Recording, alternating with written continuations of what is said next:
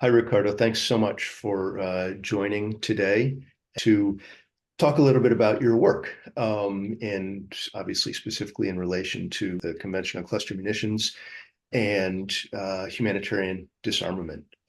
Maybe we could start out that conversation by you giving a brief introduction to your work with Minds Advisory Group. Welcome.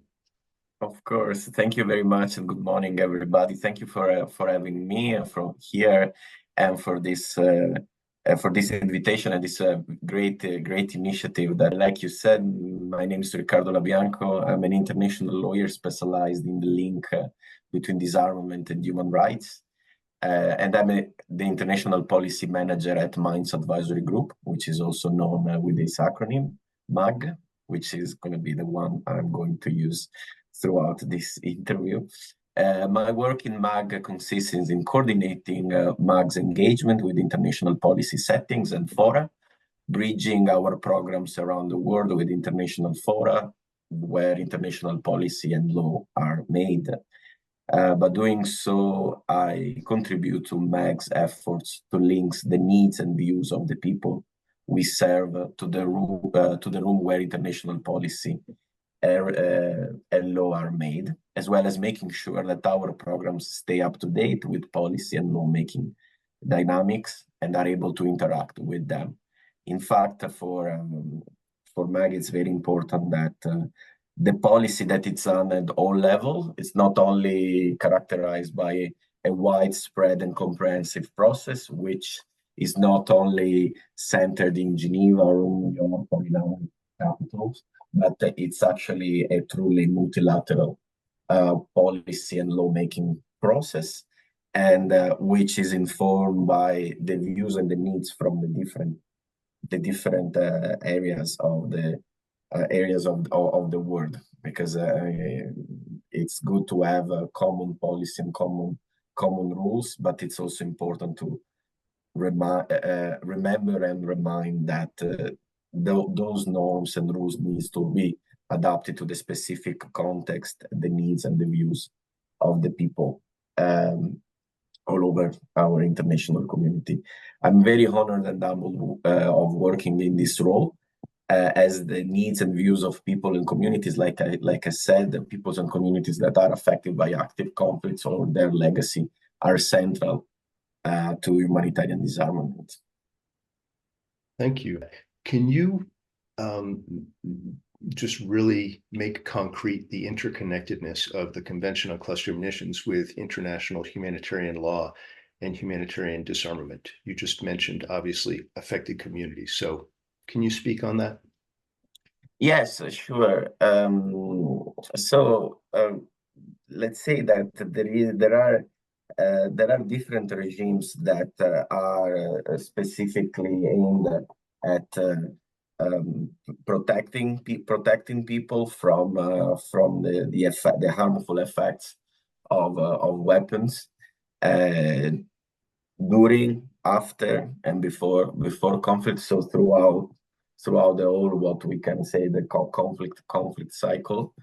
And these three regimes are humanitarian disarmament, which is arguably probably the youngest among the three, and then we have international humanitarian law, the oldest, and human rights that, despite are kind of in the middle in terms of age, it's actually perhaps the most comprehensive, because it's about different aspects of human life and livelihood.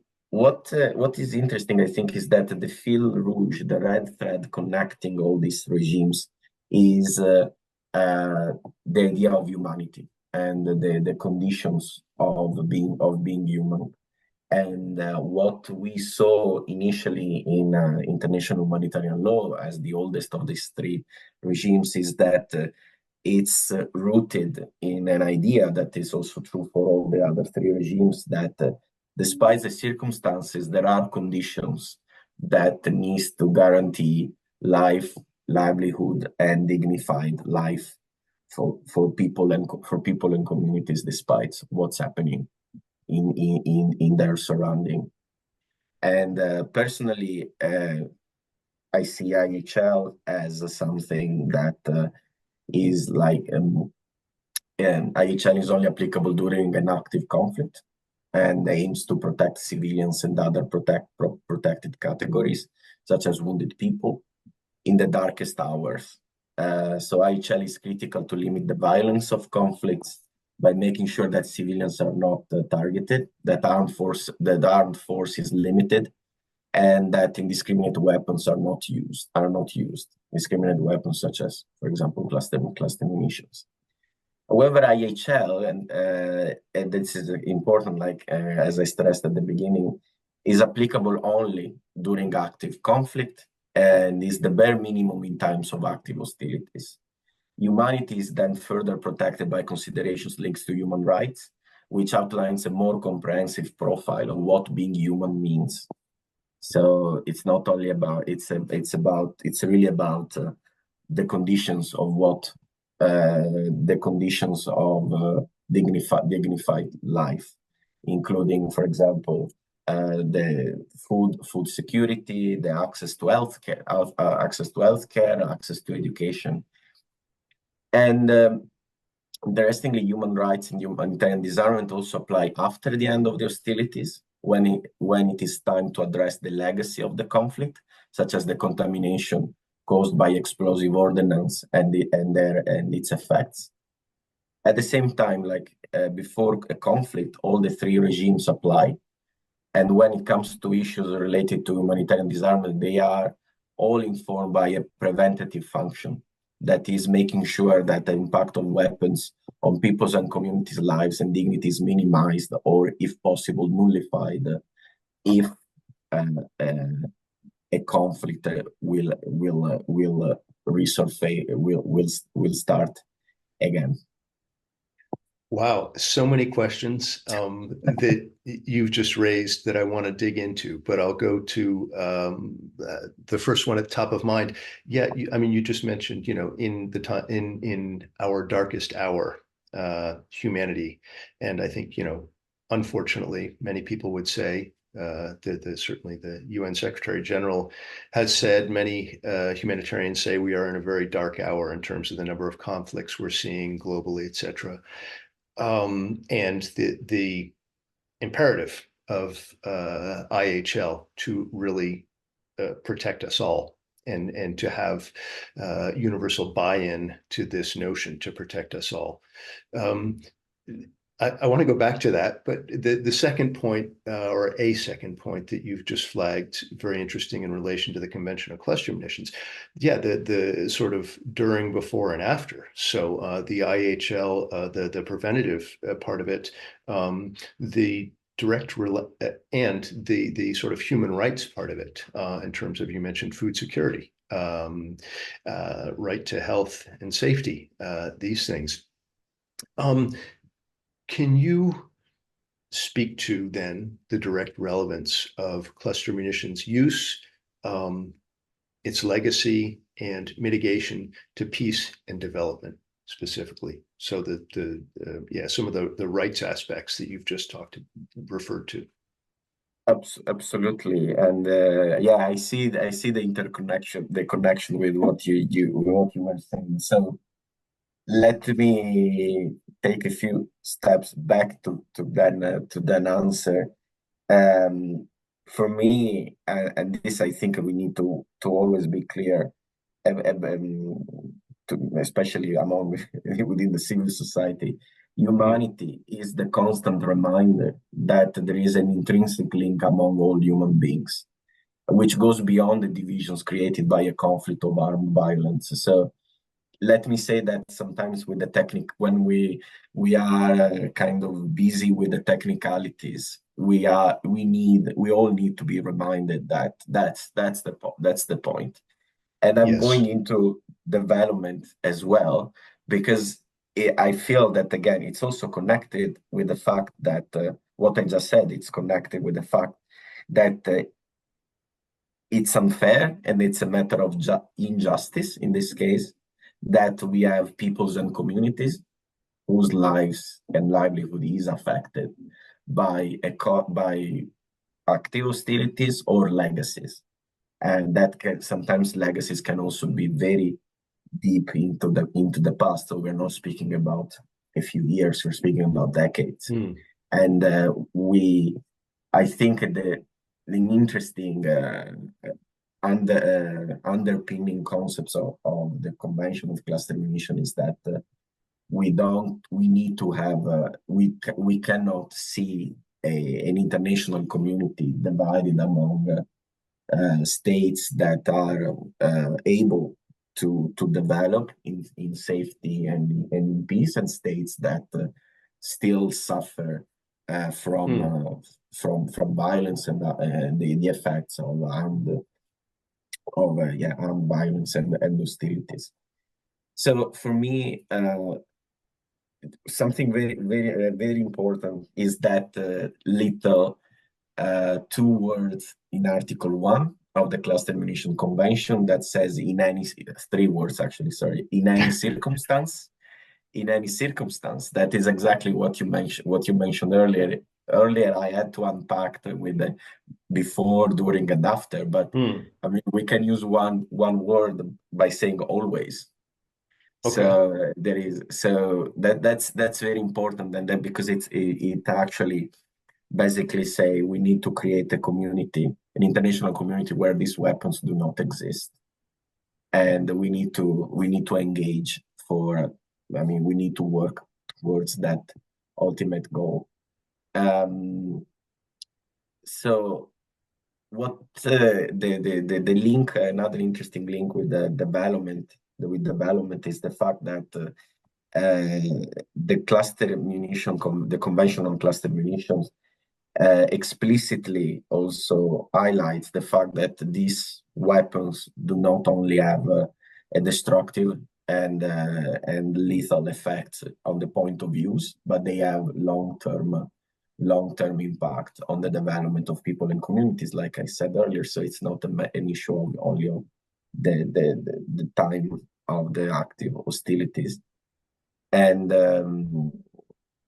so the convention creates this framework that gives us the possibility to look at in a comprehensive way at all the issues created by the cluster munition, not only at just the heat of the moment, but actually remind us not to forget the long-term impact. No, I love what you just said about, sort of unpacking it at the beginning, sort of the red line of humanity, sort of respect for humanity as a baseline, and the always of the Convention on Cluster Munitions, in fact, to states committing to never use these weapons because, as you said, they're indiscriminate. They overwhelmingly injure civilians. This is. I was going to go back and ask you to speak on sort of the tenets of the Convention on Cluster Munitions and why these are fundamental to current multilateral discussion. Maybe you could speak to that as well. So the kind of interesting feature of the CCM is the fact that it's comprehensive. So we might, most of the times, because if we speak about the general, the news, or the kind of familiarity that there is about the cluster munition convention outside our technical, our kind of niche field, is always unfortunately limited to Article 1, because the way in which media and communications tend to work, we are actually focusing on one conflict today and tomorrow another conflict, so we tend to always be concerned with the use, and so I had journalists that they always want to cut me short and say, yeah, but tell me, is it prohibited or is it not prohibited? And then, as MAG, as an humanitarian disarmament, humanitarian mine action organization, we want to basically say there is a much broader picture in on these issues and the cluster munition. So we have to go beyond beyond Article 1. So, for example, issues are important issues and raised by the convention are the clearance, but also destruction of stockpiles, transparency on stockpiles, because I mean we cannot, like I said, we cannot have an international community without cluster munitions if there are cluster munitions somewhere in a corner of a warehouse. Indeed. And at the same time, it's also very important. Risk education is also very important, and be happy to expand on that. But risk education in the years has developed so much and acquired its own self-standing legitimacy. And in MAG, for example, we are very keen to show the critical nature of explosive ordnance risk education, even in times of crisis, because that's actually a way in which we actually implement that IHL protection in those darkest hours when maybe other activities are not possible. And finally, also for me, the other one of my favorite aspects of the Cluster Munition Convention is also the fact that it's a framework for international cooperation. So we are speaking of, it's surprisingly, I love the fact that the final text contains the expression of the right for states to receive assistance. So we're speaking of a right. It's not a gift. It's actually a commitment by a like-minded community of states that believe in what the Cluster Munition Convention aims to realize.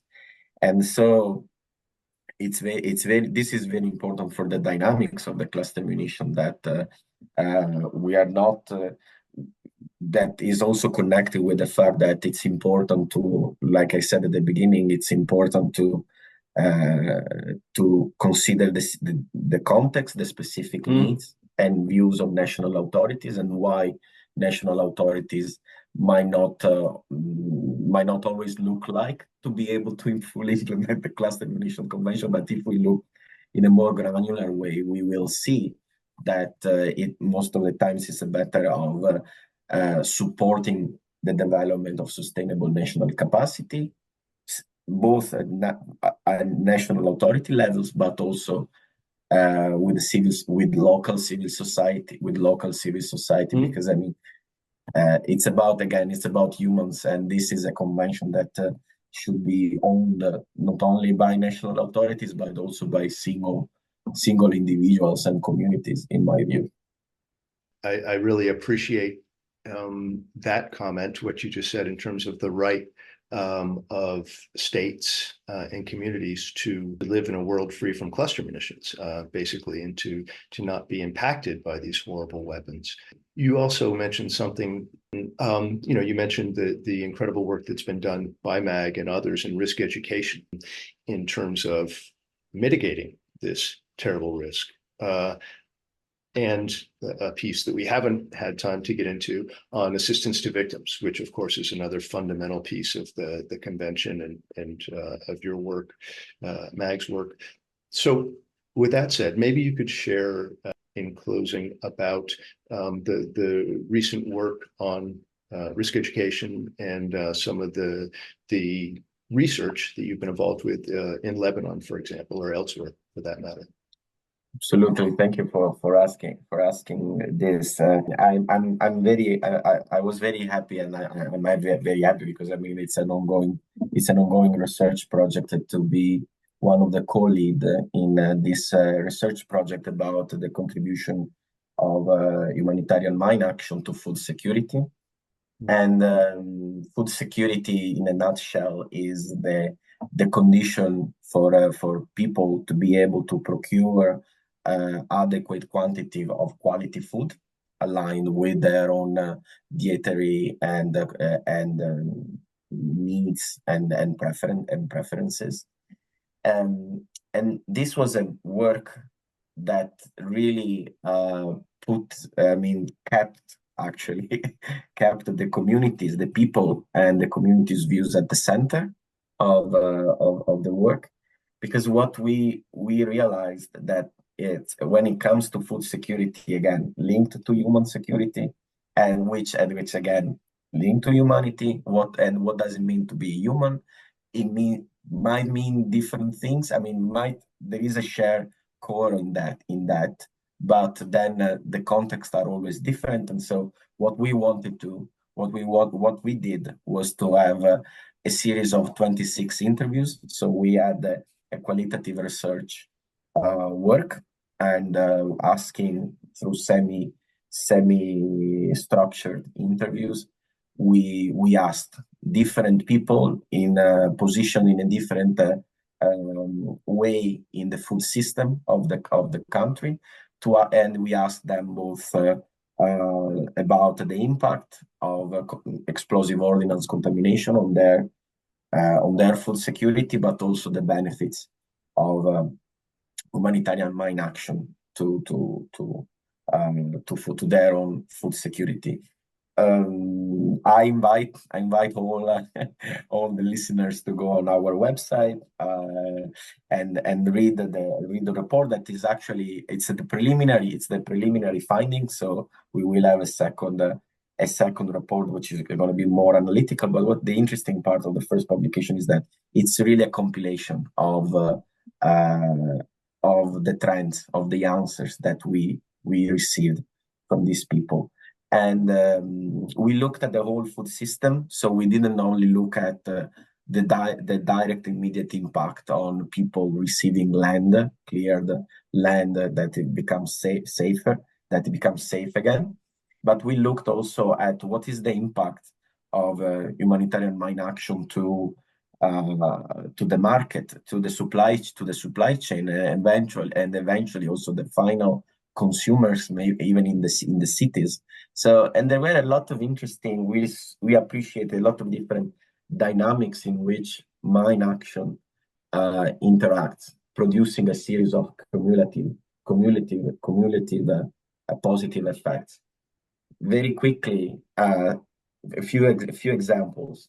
The first one that I think it's a sadly interesting example of the impact of contamination. We actually, during an interview, during different interviews, we realized how contamination of the land had an impact on the ability of people even to make their own family. So, for example, in certain areas, we realized that for some people, owning a piece of land would have meant having the means to actually create their own family. And we met people that they say we cannot. I mean, I cannot get married. I cannot have children because I don't have the means, and these means are lacking because of explosive ordnance contamination. Going into a more positive example of the benefits of humanitarian mine action. One of my favorite examples is the case of a town that, thanks to the clearance undertaken by MAG in that case, they were able to produce to actually develop and improve a water pumping and network system, irrigation system that made different crops, the crops that needs more water, for example, vegetables, and they became actually their cultivation became possible because of that. So these are examples of how further we can go with both the negative impact of contamination and the positive impact of humanitarian mine action. Wow. Thank you so much, Riccardo. No, that and I am very appreciative that you provided those concrete examples, because I think this is sometimes what's lacking in the understanding of the impact. In this case, the CCM or the APMBC or other conventions and also the work of MAG and other operators, like the very real life impact this has on improving people's lives at the end of the day. Thank you so much for your time. I can see we're going to have to come back to this conversation with you because there are so many other pieces to pick up and ask you about. But on behalf of the CCM ISU, I want to say thank you. And I look forward to our next conversation. Thank you so Thank you much. very much. Thank you very much. Thank you for having me. Again, you've been listening to Riccardo Labianco, International Policy Manager for Mines Advisory Group. Thanks so much for listening in to this second episode of Meet the Makers, an informal discussion series of the Convention on Cluster Munitions Implementation Support Unit. Have a good day.